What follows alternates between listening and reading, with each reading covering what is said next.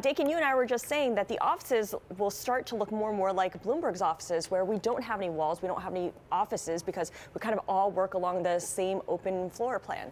That's right. I'd like to think we were one of the first to do this. Ahead of the curve? And that's right, ahead of the very curve. productive work environment with transparency. Yes, as you can see among us here.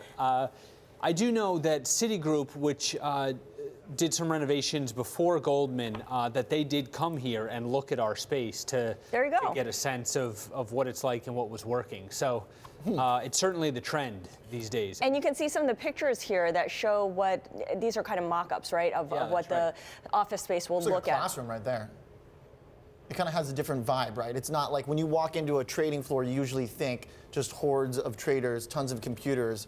But that right there kind of looks like a classroom. It's very open. What is the, I guess, motivation behind it in terms of making the work better or easier? Sure. I think there are two things here. One is they're very excited, the folks I've talked to, about the client space. So being able to bring in people, have conference rooms that they can use, have places that they can do presentations for clients.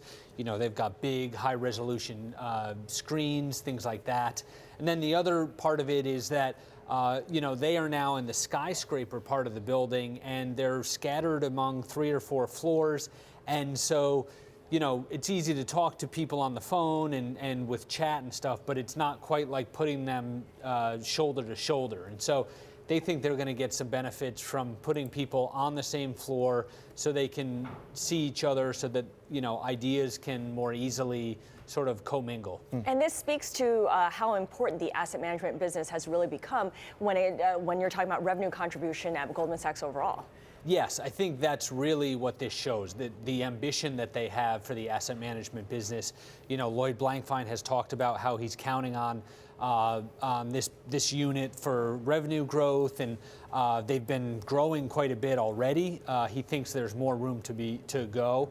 But it started, as a $10 billion money market fund in 1989? That's right, exactly. And they supervise $1.4 trillion now. So, they're not quite as big as JP Morgan, certainly not as big as BlackRock, but they've been making big strides, and their performance has been pretty impressive. And so they've been attracting assets at a time when a lot of active managers have been losing assets. So the fact that Blankfein gave them a little bit of money to renovate this floor and to make a big splash shows the job they've been doing, and sort of the job he's counting on them to continue to do.